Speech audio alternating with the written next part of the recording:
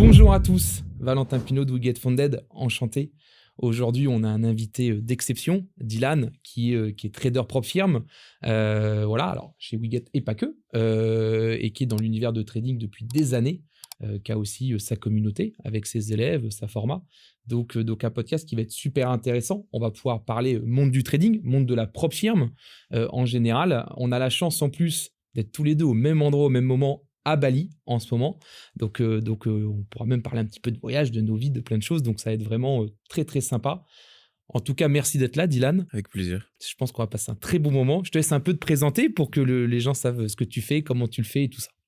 Moi, c'est Dylan Bias-Doriac. Ça fait déjà à peu près 8 ans que je fais du trading. J'ai commencé en 2019 avec un peu les marketing relationnels. Je pense que tu as entendu parler de ça à l'époque. Et en 2020, c'est là que j'ai commencé l'aventure chez les propres firmes. J'étais l'un des premiers traders en France à réussir mon premier challenge propre firme en live sur FTMO. Top. Puis, qui est en plus une belle prof firme, en gros, c'est reconnu, pas parce que voilà, c'est pas parce que j'ai une autre prof firme que c'est une très belle prof firme qui a beaucoup de monde et qui bosse très bien. Et en plus, en 2020, je me souviens, à l'époque où il y avait FTMO et Max Forex Fund, qui étaient les deux plus gros piliers, et il n'y en avait pas autant que maintenant. Donc, ok, top. Ouais, exactement. C'est comme ça que j'ai démarré. Et après, j'ai fait ma route. J'ai même aussi été en salle de marché à Bordeaux. C'est mon mentor de l'époque qui a ouvert sa salle des marchés, qui s'appelait du coup Thalem, qui est situé à... Comment ça s'appelle déjà? Les Chartrons. Je ne sais pas si tu as déjà été à Bordeaux. Et c'est là que j'ai découvert les propres firmes futures. J'ai fait une petite expérience dedans pendant à peu près 6 mois, 1 an. Mais là où j'étais vraiment le meilleur, où genre vraiment j'avais des bons résultats, c'était vraiment sur les propres firmes CFD. Ouais, super expérience. Donc, en plus, salle de marché, il y a pas grand monde hein, qui ont été voir une salle de marché et qui savent comment ça marche. Plus l'aspect un peu propre firme. Mais en plus, maintenant, aujourd'hui, tu accompagnes même des élèves, tu as ta communauté, tout ça, tu fais ta format. Donc, c'est vraiment presque tous les chapitres du trading, quoi. Franchement, je suis passé par énormément de choses. Des choses qui ont réussi, des choses qui n'ont pas forcément réussi. Et là, à l'heure d'aujourd'hui, ce qui marche le mieux pour moi, c'est les propres firmes CFD. Et c'est ce qui marche aussi le mieux pour mes élèves, les traders et les élèves de mes élèves. Tu vois? Donc, je suis vraiment à fond dessus. Je suis vraiment bien financé. Mon objectif à l'heure d'aujourd'hui, c'est d'avoir... bon, là, je l'ai déjà chez We Get Funded, le max allocation. C'est ce que je vais dire. Il est très humble hein, parce qu'il est en max allocation chez nous, payout chez nous. Voilà, donc c'est quand même... Et j'ai pas mal d'élèves, de traders qui sont aussi max allocation chez toi, payout chez toi. Et là, cette semaine, il y en a plein qui vont tomber. Donc, ouais, l'objectif, c'est vraiment de voir avec l'opportunité des propres firmes en 2026, c'est d'être max allocation, mais vraiment dans toutes les meilleures propres firmes du marché et de sortir les plus gros payouts à chaque fois, tu vois. C'est ça. C'est vrai que ça a été game changer parce qu'avant, à l'époque, il fallait y aller fonds propres, déposer 10, 20, 30, 50, 100, 200 000 euros pour espérer pouvoir faire des beaux gains, tu vois, un 3, 4, 5% mensuel selon sa façon de trader, mais pour pouvoir gagner sa vie. Et aujourd'hui, en achetant finalement un challenge à 200, 400 euros, bah, on peut vivre du trading, ce qui est avant... j'ai connu l'ancienne génération où avant fallait poser.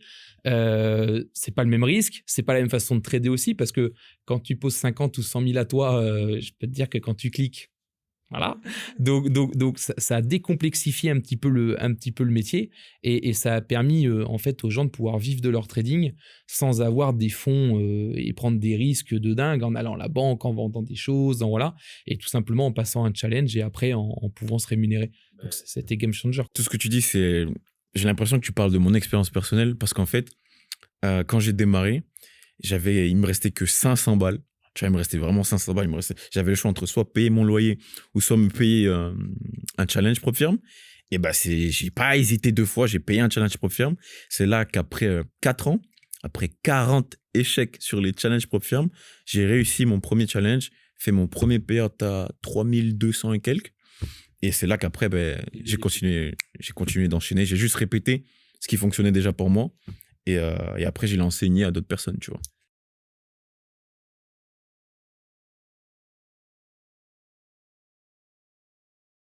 Qu'est-ce qui s'est passé dans ta tête? Ou, je sais pas, ça peut être psycho, ça peut être money management, ça peut être technique de trading, n'importe quoi. Qu'est-ce qui a vraiment fait le déclic qui a fait que 40 échecs, boum, réussite, c'est parti, autoroute, je vais tout droit? Bah écoute, je pense que déjà, c'est une très bonne question. Techniquement, j'ai eu pas mal de personnes qui s'inspiraient de moi, qui me disaient, mais putain, Dylan, comment tu arrives à rentrer aussi haut sur le marché en vente? Comment tu arrives à acheter le plus bas et tout, etc. J'étais déjà bon au niveau techniquement, mais c'est pas grâce à ça que tu vas faire une carrière de trader. Tu vois ce que je veux dire? C'est pour moi, je pense, ce qui a fait le déclic, c'est au niveau psychologique et au niveau discipline. Tu vois, j'ai commencé à avoir un plan de trading, le suivre, le suivre, le suivre et le suivre. Il n'y a qu'à partir de ce moment-là que j'ai commencé à faire des payouts, de façon régulière, à valider mes challenges prop firm, etc., etc. Tu vois, je pense que la clé du succès en prop firm, c'est la discipline. Ouais, le cadre.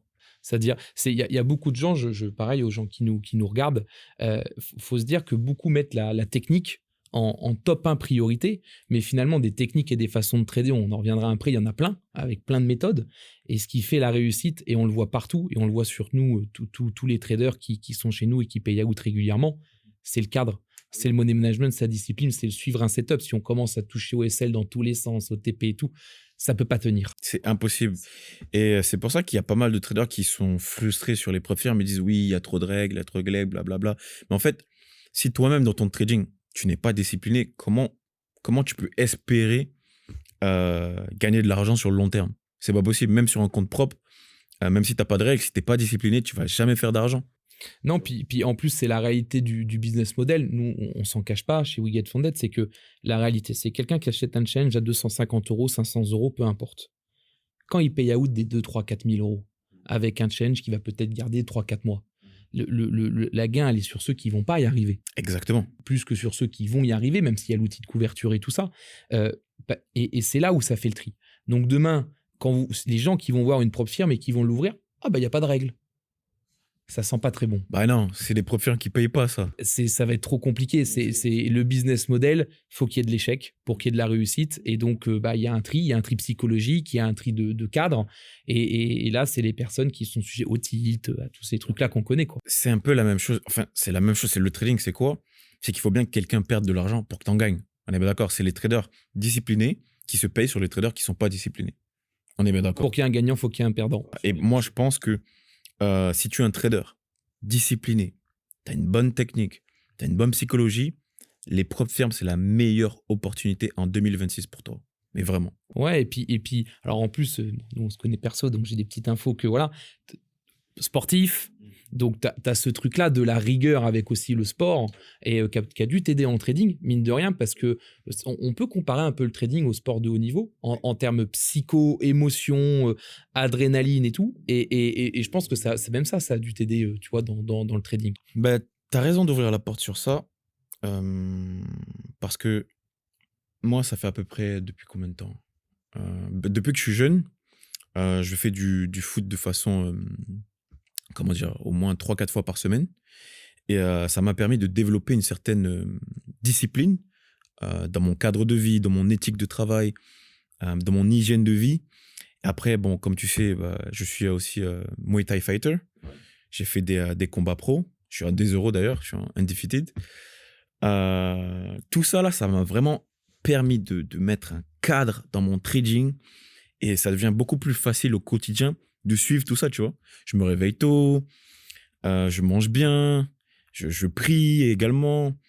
En fait, pour moi, c'est naturel, en fait. Je fais pas des choses qui sortent de mon ordinaire.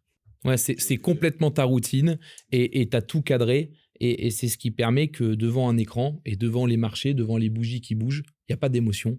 Que tu as ton plan, tu as ton setup, que tu aies raison, que tu aies tort, c'est pas grave. Et tu suis tout simplement ta routine que tu t'es mis, la discipline que tu t'es mis, même dans ta vie perso et sportive. Et donc, tu as réussi à garder ce cadre et finalement à pas en sortir. Ce qui est top parce que c'est quelque chose qui n'est pas évident. Hein. C'est sur quoi les traders se battent le plus. C'est très, très dur. Ah, mais totalement. Je connais énormément de traders qui sont bons pendant 1 semaine, 2 semaines, 3 semaines, mais quand il faut être bon sur 8 ans, sur, je sais pas, 5 ans, sur une période de 6 mois, et il n'y a plus personne. Et ben, tout ça, c'est à cause de la discipline et de la psychologie. C'est tout. Ouais, et puis en plus, aujourd'hui, c'est trouver du contenu, il y en a. Aujourd'hui, grâce quand même à YouTube, ce qu'on fait par exemple maintenant, grâce à TikTok, grâce à Instagram, tout ça, il y a du contenu et aujourd'hui, apprendre, c'est quand même pas si compliqué.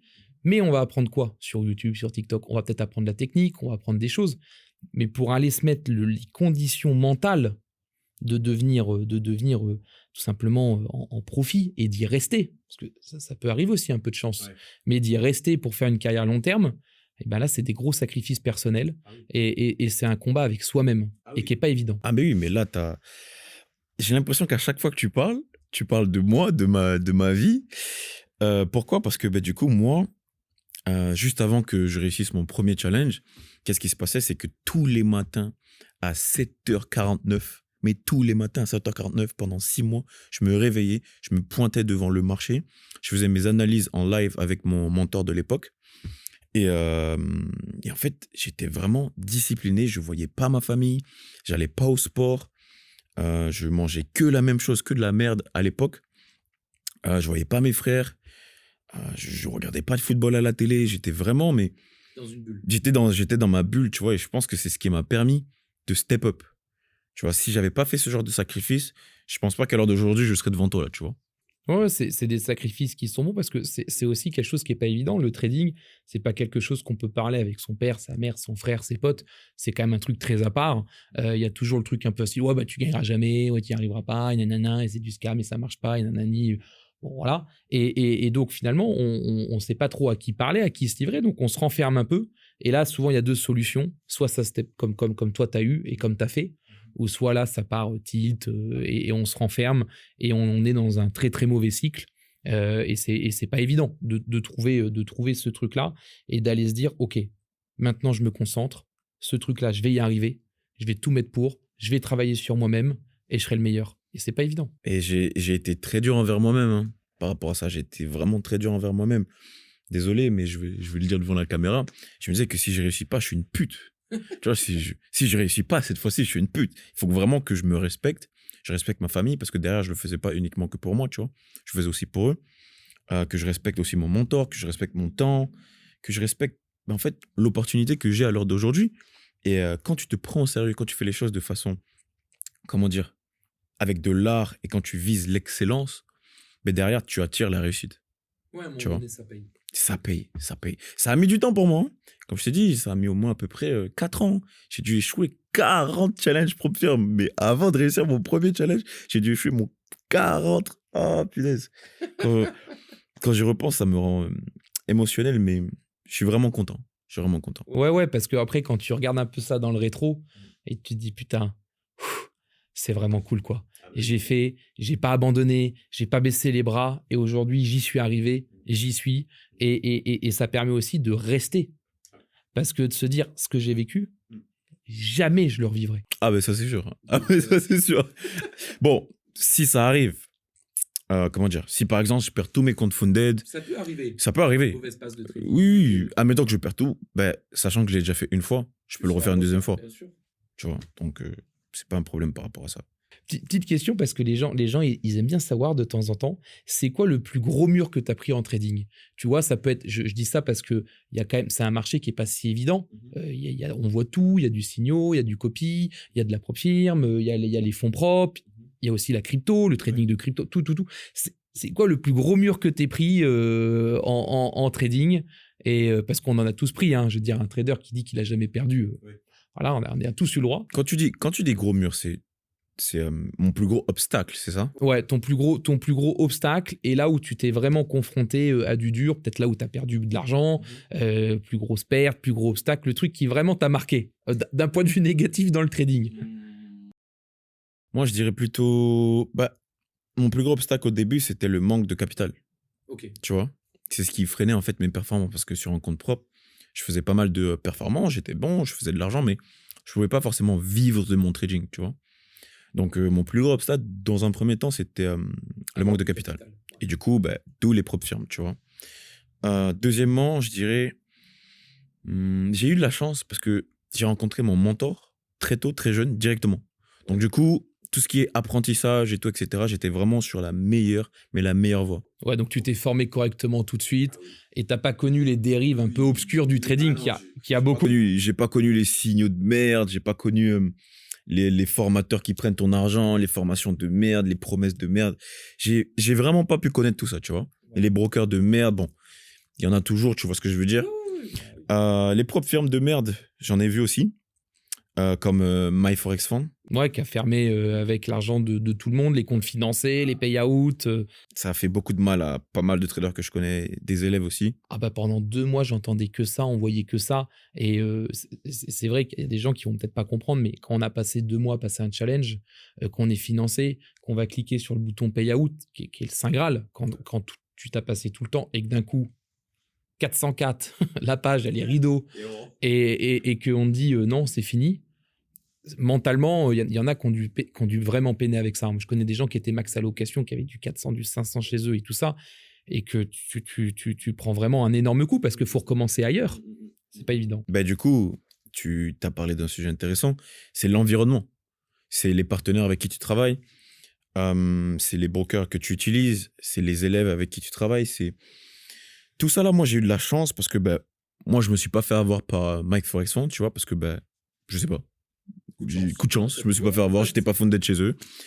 Vraiment, mon plus gros obstacle, je te mens pas, c'était de réussir les challenges propres firmes, hein, et du coup, le manque de capital à l'époque. Capital. Parce que c'est vrai qu'à l'époque, même quand tu déposais, voilà, tu déposais 5 000 € chez un broker, qui est quand même une somme pour quelqu'un, pour monsieur tout le monde. Même si tu fais 10% par mois, non mais c'est déjà... Mais allez, même 10% par mois. Non, mais déjà, il faut être très, très beau. Mais allez, on va dire que tu es très, très bon et que tu fais les 10% par mois. Tu as gagné 500 balles. Tu vas aller où avec ça? Donc, et quand tu vas prendre, et quand tu vas tilter sur un fonds propre, souvent, c'est le complet. Hein. Les 5000 poubelles. Hein. Un trend news, slippage, spread, tilt. Tu perds tout. T'es pour ta. Tu perds tout. Et c'est pour ça que, je redis, hein, je rebondis encore dessus, les propres firmes, en 2026, c'est la meilleure opportunité. Franchement, t'as que 200 balles, 500 balles. Au lieu d'aller les mettre sur un broker que tu vas les perdre, autant tenter ta chance sur un challenge propre firme où tu peux avoir derrière 200K. Et 200K, t'es pas le meilleur trader du monde, tu fais pas 10%, tu fais 5%. Ça te fait à peu près 10 000 balles de payout. Ouais, c'est énorme. Mais... Moi, je compare souvent ça parce qu'on le prend en trading avec les RR, les ratios. Quand tu vas déposer 200 € chez un broker, pour aller gagner 2000, il faut aller faire x10 sur ton capital. Donc, c'est quand même pas donné à tout le monde. Ou alors avec du risque max où tu peux aussi tout perdre en un instant. Et ça, c'est du gamble, ça. C'est du gamble pur et dur. Et alors qu'en propre firme, quand tu vas payer, allez, mettons même 500 € ton challenge, et que tu vas retirer 2-3 000, tu as fait x3, x4, mais facilement. Tu as été chercher 2-3%. Tu n'as pas été chercher 500%, 100%. Et donc, c'est vrai que ça a changé la façon de trader des gens. Il y a toujours des gens qui tradent en fonds propres. Moi, j'en connais des gens, par exemple, qui ont 40, 50 ans, chefs d'entreprise, qui ont des sous, qui mettent 100, 200 000 chez un broker. Bien sûr, eux, ils n'ont pas besoin de propre firme. Il n'y a pas de problème. Mais monsieur tout le monde, les plus jeunes, tout ça, qui veulent avoir cette liberté financière et tout ça, c'est vrai que les propres firmes ont permis de vraiment se rémunérer avec un coût d'entrée qui est vraiment pas cher. Oui, mais c'est... Franchement, c'est à l'heure d'aujourd'hui, tu regardes la vidéo, le podcast que je tourne avec Valentin, il te reste que 500 € sur ton compte en banque. Moi, je te recommande d'aller sur une propre firme et non pas sur un broker. Parce que si tu fais que 10%, sachant que tu es le meilleur trader du monde, si tu fais 10% mensuel, vaut mieux que tu les fasses sur un gros capital. Bah oui, tu vas faire 10% sur 100 000 ou 200 000, tu prends 10 000, 20 000. Tu vas aller faire 10% sur 500 € chez un broker, tu as pris 50 €. Oui, ça sert à rien. Ça va pas changer ta vie, quoi. Donc, les propres firmes, c'est un gain de temps, c'est un tremplin pour ceux qui veulent vraiment avoir une carrière de trader. Et pour ceux qui sont déjà établis, ça te permet d'avoir un levier. En fait, tu as juste plus d'argent à trader. Donc même, comme tu as dit, Quentin qui a 40 ans, qui a déjà 200K sur son compte propre, pourquoi il n'aurait pas 4 millions en propre firme? En propre firme, ouais, c'est vrai, c'est vrai. Et en fait, les propres firmes, c'est un peu comme si on avait ouvert les portes de la banque. Sauf que le filtre, c'est le sérieux et c'est la discipline. Et que les gens qui rentrent dans la banque, c'est les gens sérieux. Et les autres, ils s'arrêtent à la porte. Et en plus de ça, ce qui est bien aussi, c'est que, et nous, on le voit, on a des gens comme tu as vécu, hein, qui ont échoué 5, 6, 7, 8, 10 fois. Et un jour, bam, déclic, payout. Et en un payout, ça a payé les 10 challenges qu'ils ont achetés auparavant. Et là, ils se sont lancés, un peu de sérieux, de discipline. Et souvent, c'est un peu l'autoroute, quoi. Ben oui, mais c'est ça. Mais c'est ça. Après, des fois, chez certains traders, le déclic, il arrive directement. Tu as quelqu'un qui va réussir du premier coup et voilà, il va viser les étoiles, il va continuer. Ça arrive, hein, tu vois. Ouais, bien sûr, bien Et il y a des gens où ça met un peu plus de temps. Et ceux-là, ben, il faut juste s'armer de patience et s'armer de discipline. Bah, et puis c'est comme tout, il y a besoin d'entraînement, il y a besoin de compréhension. Pour comprendre le marché, faut être sur le marché. Et donc, ça prend du temps, ça se fait pas instant. Et donc, ça demande de la rigueur et d'y consacrer du temps. Exactement. Mais c'est c'est intéressant que tu parles de temps. Parce que toi, du coup, du point de vue de We Get Funded, tu es le CEO. Ouais.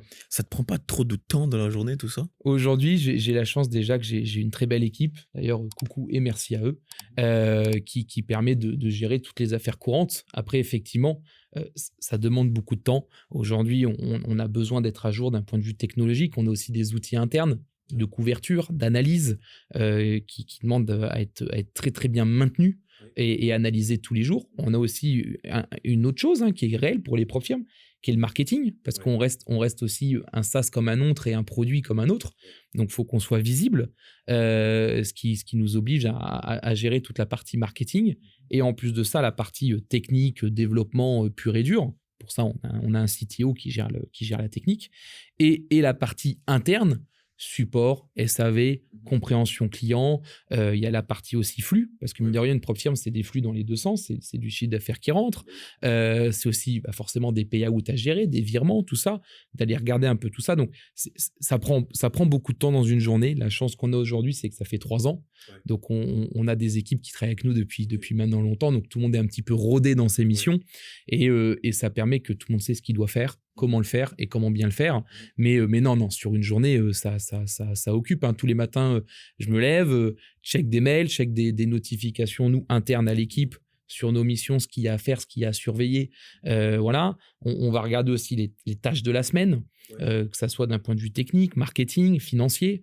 On a tout ce suivi-là à faire pour que, tout simplement, la propre firme reste saine, reste à jour pour les clients et soit attirante d'un point de vue marketing pour pouvoir faire, là, ça fait la 3e année, 4 ans, 5 ans, 6 ans, 7 ans, 8 ans. Il y a des propres firmes qui ne fonctionnent pas comme ça. On en voit beaucoup qui apparaissent sur les réseaux, qui font un braquage, si je peux dire. Ils restent 6 mois, argent des clients, personne, ciao. Mais quand tu veux rester 10 ans, 15 ans, 20 ans sur un marché, ça prend beaucoup de temps. Et tu es obligé d'avoir ce sérieux-là. Et effectivement, non, sur une journée, ça prend quand même beaucoup de temps. Mais il y a un petit côté plaisant parce que à l'époque, je traite toujours un peu, mais moins qu'avant, par question de temps. Je passais mon temps sur les graphiques. Ouais. Et aujourd'hui, c'est rigolo parce que je passe toujours mon temps sur des graphiques, mais d'autres graphiques, ouais. Des graphiques de KPI, d'analyse, de données. Et ça m'arrive encore, je suis quelqu'un d'un peu curieux. On a tout ça dans le trading. Ouais. Des fois, je vois un trader, tu vois, il fait une belle perf, un truc. Je le vois passer dans les notices générales. Putain, comment il trade, lui? Boum, je vais voir sa façon de trader, tu vois. Je regarde, je regarde un peu les setups et tout.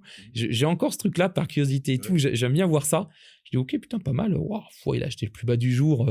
Tu vois, et ça, j'aime beaucoup le faire. Ah, mais tu m'étonnes. Mais du coup, en parlant de tout ça, c'est quoi ton plus gros challenge en tant que CEO d'une propre firme à l'heure d'aujourd'hui?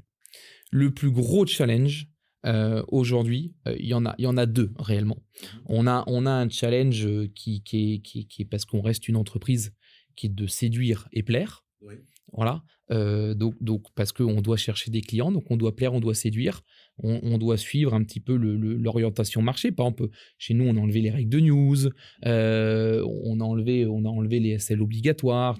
Suivre la traîne, quoi. Ouais, les clients, ils disent, non, moi je m'en fous, je veux trader les news et tout. Chacun fait ce qu'il veut, c'est pas moi qui vais juger, même si je suis pas sûr que ça soit l'idée de l'année pour quelqu'un qui commence d'aller trader une Fed, mais pourquoi pas, ou pas mettre de SL, mais bon, ok.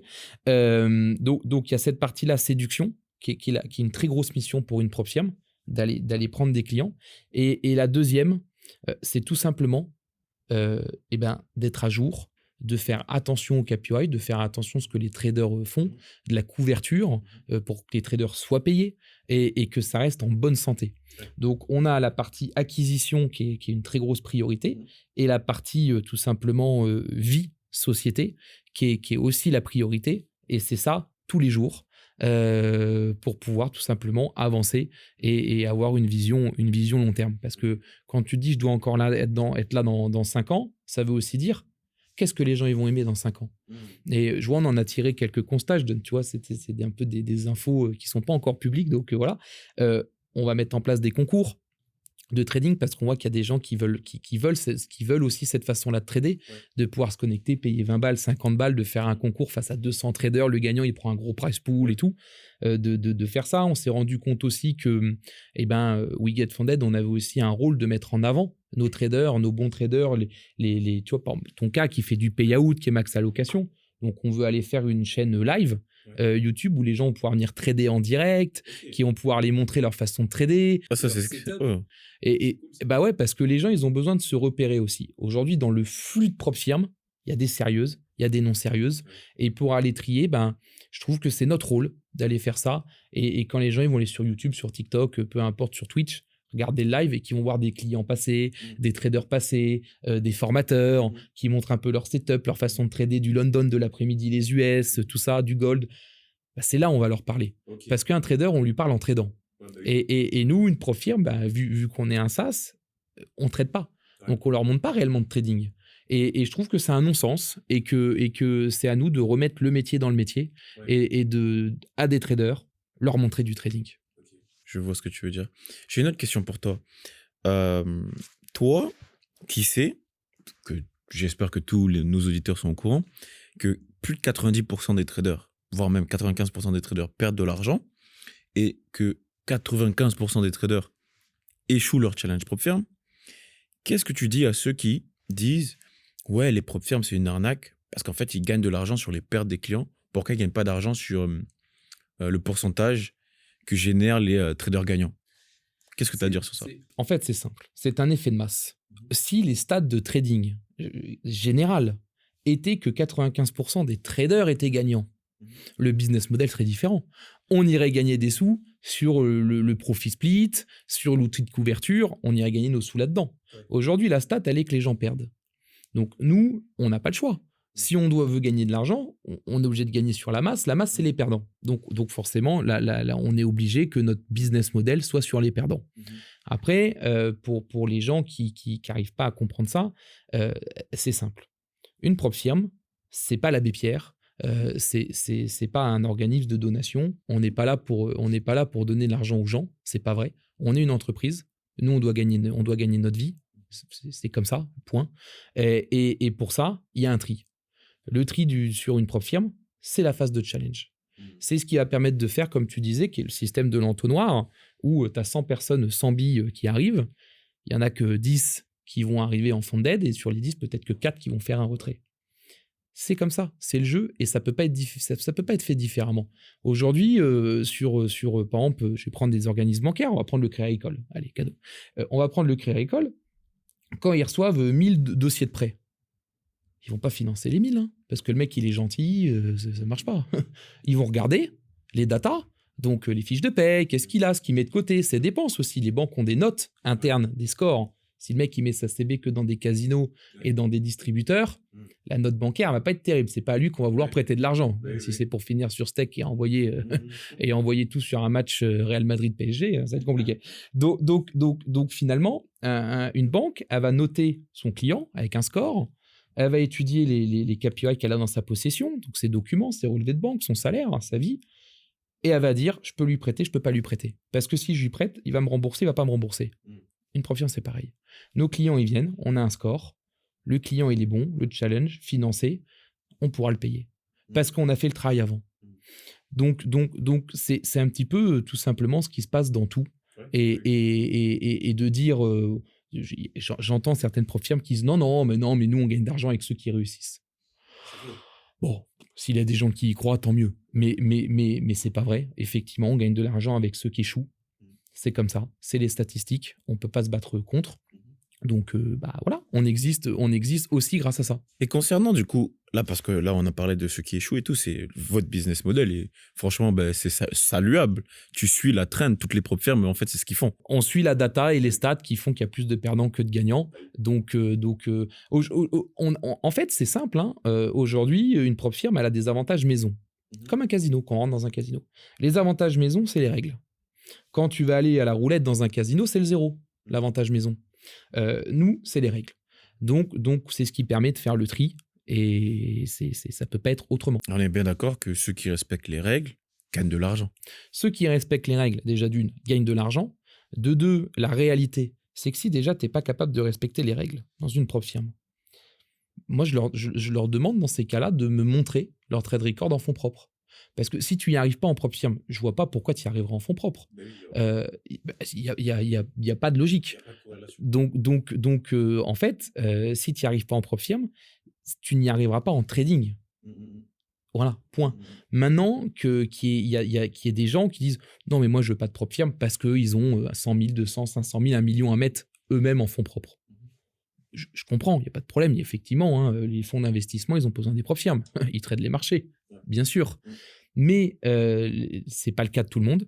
Les gens, ils n'ont pas ces sous-là à mettre dans le trading. Voilà, ils n'ont pas non plus ces sous-là à perdre dans le trading, parce que la réalité, c'est qu'il y a quand même aussi plus de chances de perdre que d'en gagner. Donc c'est un peu obligatoire. Et en plus de ça, après, il y a ceux, ça serait peut-être ta prochaine question, il y a ceux qui disent ouais, mais bon, on traite dans les propres firmes, on n'est pas sur le marché. Qu'on remette bien tout à jour. Quand vous allez déposer vos sous chez un broker, vous n'êtes pas sur le marché non plus. Il y a un book A et un book B. La plupart des gens sont sur le book B, sont pas sur le réel marché, parce que c'est les mêmes stats pour un broker. Il sait qu'il va y avoir plus de perdants que de gagnants, donc ils vous mettent pas sur le marché. Et en parlant de ça, du coup, pour les traders qui sont bons, qui, on va dire, ils ont max allocation, ils ont fait 1, 2, voire 3, voire même 4 payouts. Mais du coup, est-ce qu'il y a quelque chose pour eux derrière, en fait? Nous, ce qu'on fait, parce que là, il y a deux réalités, hein. Encore une fois, c'est un bon trader, quand on voit que, franchement, il excelle, à la fin, on dit, écoute, on va te passer en live. On a pris ce modèle-là, hein, on ne l'a pas inventé, on a pris ce modèle-là un petit peu sur les propres firmes futures, qui faisaient un peu ça, je pense par exemple à Topstep, en disant, ok, t'es bon, on va te mettre de l'argent sur un compte live, nous on a un partenariat avec Vantage, on va te mettre de l'argent sur un compte live, et là tu vas trader en autonomie, on lui met un plan de scalabilité, de façon à ce que son capital grossisse. J'ai un super bon exemple, parce qu'il est frais de cette semaine, il se reconnaîtra peut-être aussi, à Cannes, qui est parti en live avec $3 700, je crois à peu près à $200 près, voilà. 3500, on va dire, allez hop, $3 500. Et aujourd'hui, lui, il a demandé à Vantage son payout, il est à 20 000. En l'espace de 5 semaines. Donc, il a pris les paliers de scaling, donc aussi de l'argent qu'il faut augmenter le capital, et c'est un trader qui est plutôt sérieux. Donc, au bout d'un moment, nous, on lui a dit, écoute, on va te mettre en live parce que t'es bon. Donc, en vrai, tu as beaucoup plus d'argent à faire en live que dans une propre firme. Au début, c'est pour ça que c'est assez rigolo. Au début, oh non, moi je préfère propre firme, comme ça je retire quand je veux, nanana. Il dit, écoute, en live, il n'y a pas de règles, il n'y a pas de drawdown, il n'y a pas de cohérence, il n'y a rien, tu fais ce que tu veux. Et on lui a dit, ta façon de trader, tu verras, tu vas nous dire merci à la fin. 5 semaines après, on reçoit le mail. Bon, je demande le retrait de mon capital. Effectivement, vous aviez raison, merci. Passer de 3 500 à 20 000. C'est quand même pas mal, tu vois. Et donc on a aussi la suite pour ces traders-là qui sont très compétents, de pouvoir les accompagner vers ce live, où là, ils vont pouvoir trader finalement avec moins de barrières qu'une propre firme, avec pas la cohérence, avec pas ces drawdowns, avec pas toutes ces règles qui existent dans la propre firme, et qui vont aller pouvoir tout simplement trader à leur façon, sans qu'on les restreigne, et qui vont gagner beaucoup d'argent. Ok, franchement, c'est toi qui regardes le live, du coup le podcast, et qui est un très bon trader, qui a déjà fait énormément de payouts chez WeGetFunded, sache que derrière, tu as une aventure qui t'attend avec Vantage FX ou avec l'autre broker partenaire s'il y en a un. Et où, bah, du coup, tu peux scaler ton capital jusqu'à combien, du coup? Il n'y a pas de limite. Il n'y a pas de limite. T'imagines ça? Et nous c'est top. Alors, c'est un peu traite pour Vantage. C'est rigolo. Enfin, c'est pareil, c'est des trucs que je ne devrais pas dire, mais c'est pas grave. Vantage, c'est une grosse boîte. Ils vont sûrement pas écouter des podcasts français. Et bon. La réalité, c'est qu'en plus, ils nous détestent. On leur envoie que les bons. Ouais. Donc, c'est catastrophique pour eux. Et l'avantage, c'est que du coup, le trader, au lieu d'aller faire les retraits chez nous, il les fait chez Vantage. Bah oui. Et Vantage, il n'y a aucune problématique. Hein. C'est une boîte à milliards. Pas de... Oui. Ils ne tremblent pas quand il y a des paiements. Donc, nous, ça nous permet qu'on enlève ce trader qui est très bon et qu'on donne le bébé à Vantage et que le trader soit finalement pas restreint et puisse aller faire son parcours complet. Et c'est top parce qu'il y a toujours le lien WeGet avec le trader. C'est toujours nous qui le gérons et tout ça. Et franchement, c'est top parce que c'est important de donner une suite au trader. C'est aussi la réalité. Parce que qu'est-ce qui se passe dans pas mal de propres firmes aussi, et même des très grosses. Le trader, il fait 1, 2, 3, 4, 5, 6, 7, 8 payout comme on veut. Puis un jour, il reçoit un super mail. C'est un beau petit mail qu'il ouvre. Bonjour. Bon, ben, on vous prend plus comme client. Ah, ça, je l'ai déjà reçu. Comment ça fait mal au cœur. Voilà. Et en fait, c'est pas normal. À un moment donné, c'est à nous, propre firme, de trouver la solution aussi pour les très très bons. C'est-à-dire que effectivement, la masse, c'est pas les très très bons, mais il y en a quand même. Bah oui. Et c'est à nous de trouver la solution là pour les gens qui sont très très très bons. Et non pas d'envoyer un mail en disant écoute, t'es trop bon, ciao, va ailleurs. Ça m'est arrivé avec Funded Next. J'ai réussi mon challenge. Je crois que j'avais un one step. J'ai réussi mon challenge au bout d'une semaine. Après, dans la foulée, j'ai fait, je crois que j'ai fait 6%. Je crois que c'était sur un compte à 100K. 6% direct, payout 5K. Ils m'ont remboursé mon challenge. Bon, ça leur fait un peu mal au cul, tu connais. Et derrière, je fais mon payout. Là, je refais encore 5%. Il m'envoie mon payout et il me dit, mais et toi, c'est la dernière fois que tu traites chez nous. C'est la dernière fois. Pourquoi? Ils m'ont sorti une règle. Ouais, t'as pas respecté, tu prends plus de 1% par trade. Et ben ça, c'est pas avec nos valeurs et tout, etc. Et après, ils m'ont bloqué mon compte. Ils m'ont carrément banni. Tu vois ce que je veux dire? Moi, je connais quelqu'un, peut-être qui se reconnaîtra dans cette vidéo, je ne vais pas le citer, mais qui a une communauté. Et un jour, il reçoit un mail, c'était de FTMO. Il envoie un mail, il dit nous avons remarqué que beaucoup de trades étaient pris qui ressemblent beaucoup aux vôtres. C'était ses élèves. Ouais. Et il avait fait un super mois de janvier. Donc, avec beaucoup de ratios et beaucoup de... si vous continuez à faire du copy, on désactivera votre compte et tous vos élèves. Donc là, lui, ça le met même dans une sauce auprès de ses élèves, tu vois. Truc de fou. Bon, il écrit un peu, parce qu'en plus, il faisait un peu d'affi avec eux. Il leur écrit en mode, mais c'est pas bien. Hein. Il fait 2-3 mois pas terrible. Ah bah là, il n'y a pas de problème. Et là, tu te dis, c'est pas normal. C'est-à-dire que la règle, elle est gênante quand tu fais du ratio et que tu es en profit. Par contre, quand tu perds, pas de problème, envoie tout le monde au mur. Hein, ça ne nous dérange pas. Bon, et bah, je trouve que c'est ce problème de l'industrie. Il y a beaucoup de propres firmes pas sérieuses qui dégradent l'image du métier. Et c'est à nous d'aller redorer le blason et de trouver donc des solutions. Un bon trader, on lui dit pas de ciao parce qu'il est bon. On trouve une solution. La solution, chez nous, par exemple, c'est le compte live. Si le trader, il n'est pas content avec le compte live, pourquoi pas, je comprends. Ouais. C'est lui qui dira finalement, bon, je prends mes sous et du coup, je ne traite pas chez vous. Ah, oui. Pas de problème. Mais nous, on lui a trouvé la solution. Bah oui, oui. Et c'est ça notre rôle. C'est pas d'envoyer un mail disant on veut plus de toi. Ah, oui. Voilà. Ça, c'est quelque chose qui n'est pas normal. Et en plus, long terme, ça ne tient pas. Et qu'est-ce que, admettons que, je ne sais pas moi, vous êtes sur un mauvais mois, je dis une bêtise, allez, au lieu que 95% des traders perdent, eh ben là, tu as 60% des traders qui gagnent. Parce que ça peut arriver aussi, tu vois. Comme au casino, ça peut arriver. On ne l'a jamais vu, mais ça peut arriver. On a eu des mois, effectivement, records en payout, qui dépassaient même le chiffre d'affaires, tu vois. Ah ouais. On l'a vu. C'est à nous d'avoir des fonds de secours, finalement, pour pouvoir payer les gens. Et il y a un truc qui est... Il y a un autre biais mental qui rentre aussi chez le trader, qui n'est pas évident. C'est que, ok, tu as fait un payout, tu as réussi. Là, des fois, il y a le syndrome de Superman qui arrive. Ah oui. Je l'ai déjà eu, moi. Là, tu te dis, Ah, c'est tout droit, je vais les déchirer. Et là, souvent, c'est toi que tu déchires. Donc là, tu changes, tu es un peu plus aggro, tout ça. Et nous, on a remarqué que, comme quoi c'est incroyable, les statistiques et les maths, c'est que ben, le gros mois qu'on avait eu, il a été rattrapé les 2-3 mois d'après. Et ben alors là, on était en dessous d'habitude. Ouais. Et quand tu prends, en fait, quand tu lisses, Mhm. pas de changement. Ok. Donc, même si ça arrive, bon, bah, c'est à nous de. Ouais, c'est déjà prévu en fait. Vous avez déjà anticipé tout ça. Il n'y a pas le choix. C'est pas bah oui. Et en fait, mathématiquement parlant, sur le reste, Mhm. on verra que ça se lissera. Et c'est à là aussi, c'est pour ces choses-là qu'on doit quand même avoir des règles. On doit quand même avoir mis des choses en place pour pouvoir que ça, quand ça arrive, ça reste de l'exceptionnel. Ouais. Et une propre firme, si on ouvre la propre firme, il n'y a pas de cohérence, il n'y a pas exemple de jours de trading, il n'y a pas de... On va pas se mentir, les jours de trading, on ne l'a pas mis parce qu'on veut que vraiment les gens ils traitent 6 et 5 jours ou 4 jours. Non, ça permet de rallonger un petit peu le processus de trading et que le mec clique pas sur payout toutes les 24 Et heures. surtout, ça permet de prouver à quel point il est bon.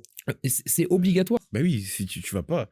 Mais il y a des traders, en fait, ils ont trop la mentalité de gambler et qui se disent, bah vas-y, si la propre firme, elle a trop de règles et tout, je peux pas, vas-y, je vais me rediriger vers la facilité. Et au final, quand tu te rediriges vers la facilité, ils vont pas te payer. Et moi, j'ai mon papa qui disait souvent quelque chose, c'est « j'ai pas assez d'argent pour acheter de la merde ». Parce que souvent, quand tu achètes du pas quali ou du pas terrible ou tu vas vers la facilité, bah souvent, en fait, c'est juste que y aura, la promesse au bout, elle sera pas là. Et tu vas devoir racheter une deuxième fois. Et là, ça t'aura coûté 2 fois. Donc, plus cher que si tu avais bien fait une fois. Et il faut faire attention parce qu'aujourd'hui, voilà, en ads, en tout ça, en promotion, il y a plein de propres firmes.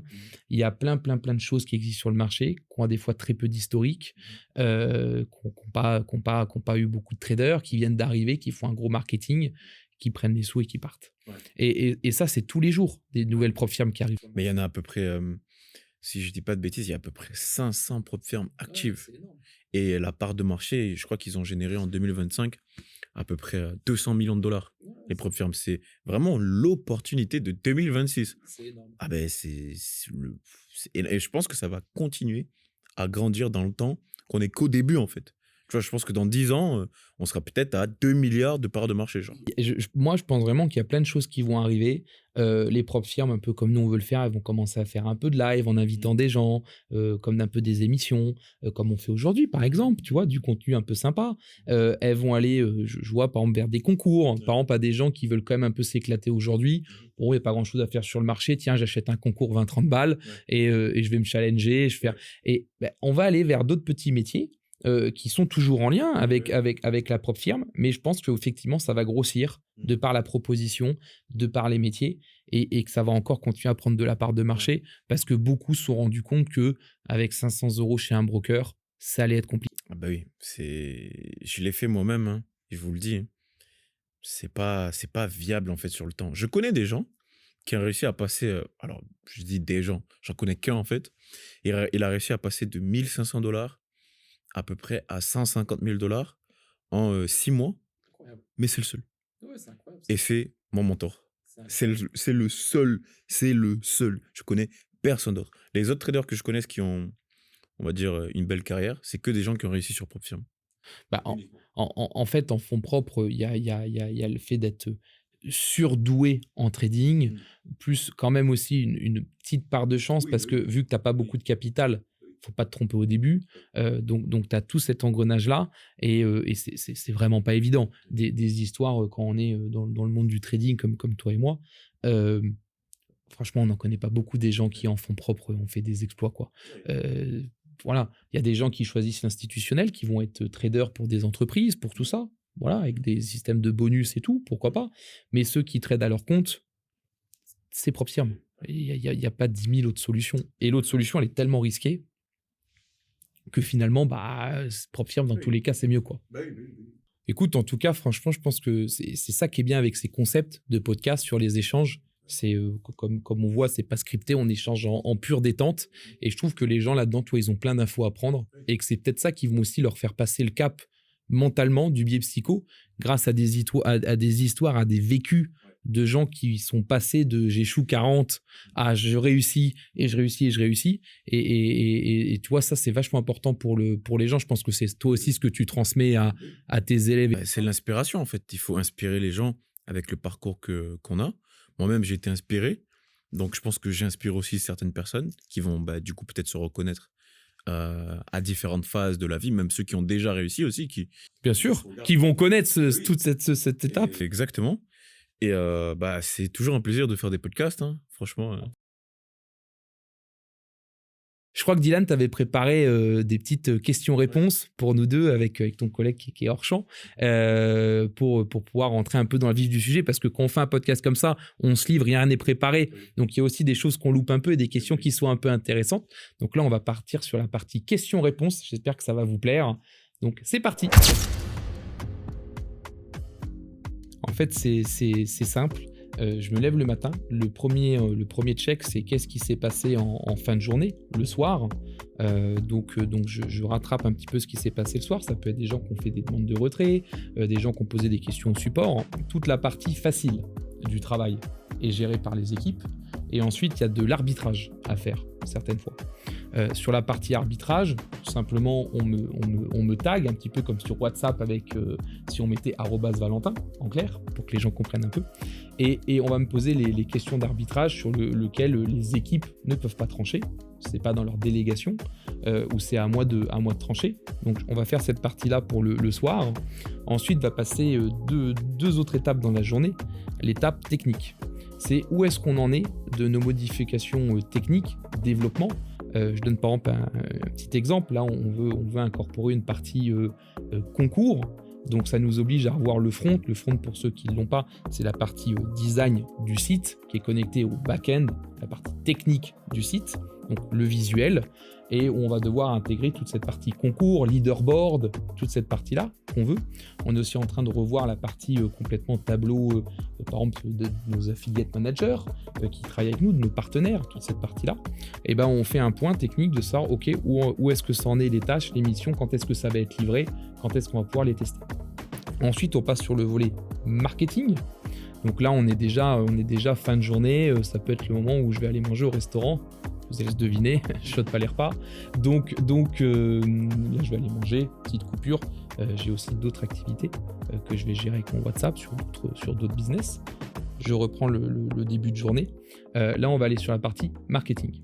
La partie marketing, c'est qu'est-ce qu'on va faire en promotion ce mois-ci, quelle est notre façon, quel moment on va diffuser ces choses-là, qu'est-ce qu'on va devoir créer, qu'est-ce qui nous manque.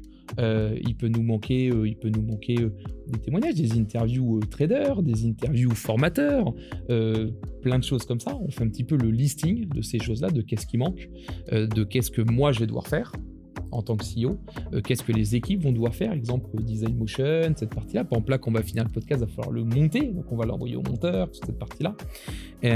Donc là, la partie plutôt marketing. Ensuite, il va y avoir un temps, ça c'est la chose que je préfère, que j'aurais pu déléguer mais que je n'ai pas délégué et que je ne veux pas déléguer, qui va être la partie payout trader rentable. Aujourd'hui, on a 2 analystes. Nous, c'est le but et c'est la promesse chez We Get Funded, c'est que les analyses sont faites manuellement.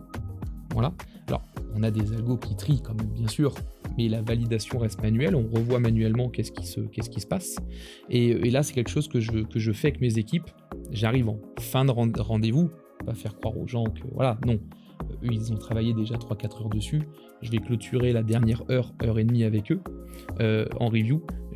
Ça m'intéresse réellement et je pense que c'est très intéressant en tant que business owner d'avoir ces datas-là, de voir un petit peu ce que les gens tradent, qu'est-ce qui est en vogue en ce moment, ICT, l'OPR, support résistance, Ishimoku, toute cette partie-là, qu'est-ce qui se passe en général en ce moment dans le trading, les setups, la façon de trader les gens, l'agressivité, les news, pas les news, tout ça, c'est des datas qui sont très importantes et je reste un passionné de trading.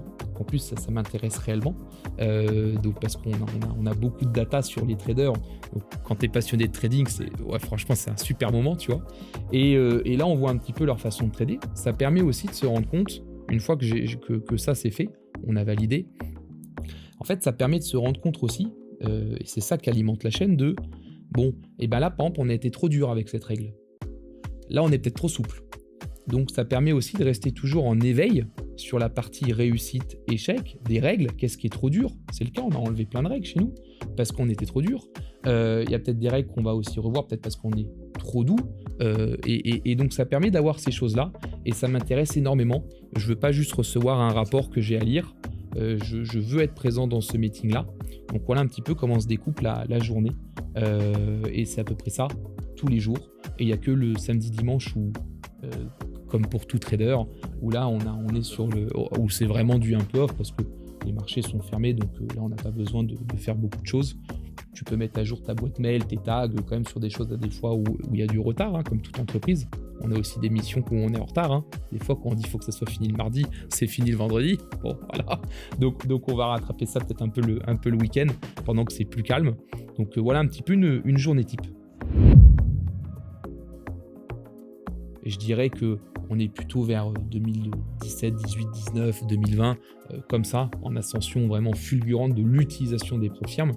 Avant, tu étais plutôt un extraterrestre. Si tu utilisais les prop firmes en 2012, en 2015, ça n'a rien à voir avec aujourd'hui. Bah ouais, tout le monde connaît le mot prop firme, tout. Avant, ce n'était pas le cas. Je me souviens même, il y a 5-7 ans, il y avait encore de la durée sur les prop firmes. Tu avais 1 mois pour faire ta phase 1, 45 jours pour faire ta phase 2. Enfin, c'est des choses qu'on... Fallait être bon. Hein. Ah, non, mais c'était encore plus dur qu'avant. Il fallait être bon. Là tu rajoutes une pression temps en plus. Donc il y a aussi ce truc-là. Il faut savoir que les prop firmes ont perdu de la marge aussi avec l'allègement des règles, qui est obligatoire dans un marché. C'est-à-dire qu'à un moment donné, la limite de temps, quand plus personne le fait, tu dois plus le faire. Que ça soit les news et les autres règles, c'est pareil, tu dois plus le faire. Donc les prop firmes ont perdu de la marge à cause de la masse et de ce qui s'est passé. Donc c'est vraiment un métier qui est en constante évolution et qui, je pense, n'est pas prêt de s'arrêter, mais qui a vraiment vu une grosse pointe vers 2020. Moi, déjà, je vois le trading et le Muay Thai un peu comme une carrière. Je prends cette approche-là. Et ce qui est important pour moi, c'est de performer. Tu vois, à haut niveau. Regarde, en trading, j'ai déjà 3 millions funded. J'ai fait énormément de payouts. En Muay Thai, j'ai commencé très tôt. J'ai commencé très tard, mais j'ai réussi très tôt. J'ai fait mes premiers débuts en pro après 2 mois d'entraînement. J'ai fait 2-0, c'est-à-dire j'ai fait 2 fights et 2 victoires, 2 KO. Moi, mon objectif, comme j'ai dit, c'est de performer. Et pour performer, il faut avoir une discipline. Et cette discipline, tu la retrouves chez le trader rentable et tu la retrouves chez le fighter. Tu vois ce que je veux dire? Et je pense que pour moi, les deux sont liés. C'est un combo qui, comment dire, quand tu mixes les deux, quand tu as un équilibre de vie entre tout ça, ça te permet vraiment d'atteindre des paliers que certains traders qui sont, par exemple, qui sont juste traders, sont bloqués. Et certains fighters qui sont juste fighters sont bloqués. Alors que moi, j'arrive à mixer les deux et d'aller beaucoup plus loin que certaines personnes, tu vois. Et puis je donne une petite info aussi, c'est important. T'as aussi l'âme d'un vrai compétiteur et d'un vrai challenger. Je me souviens quand on s'était eu, tu m'avais dit, c'est quand que vous mettez le leaderboard? Moi, je veux l'être dans le leaderboard. Je veux être tout en haut du leaderboard. T'as ce truc-là du compétiteur et du challenger et qui est top parce que t'en as fait une énorme force et qui te sert pour le sport et pour le trading. C'est important aussi. Hein. Exactement. Quand je fais quelque chose, mon but, c'est vraiment de viser l'excellence. Et derrière, le succès, en fait, il suit. Quand tu vises l'excellence, forcément, le succès, il suit derrière. C'est obligé, c'est inévitable. C'est pour ça que depuis que j'ai commencé à réussir en prop firm, c'est le moment où j'ai commencé à viser l'excellence. Parce qu'avant, je visais que le résultat. J'étais vraiment focus uniquement. Ah oui, vas-y, il faut que je fasse 500 balles parce que derrière, il faut que j'aille payer ci, ça. Alors que à partir du moment où j'ai visé l'excellence, ah oui, comment je fais pour respecter mon plan à la lettre? Comment je fais pour m'entraîner en temps et en heure? Parce que du coup, aussi, je suis une diète.